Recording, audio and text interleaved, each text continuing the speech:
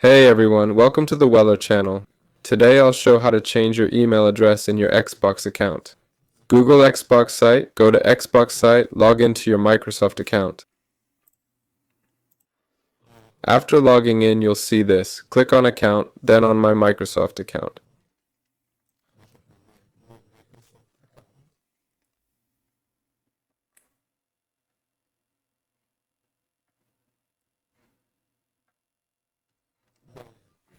Next, click on Your Info.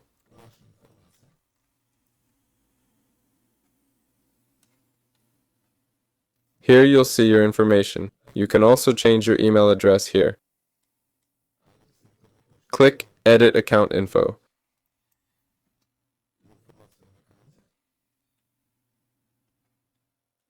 Delete the old email and make the new one primary.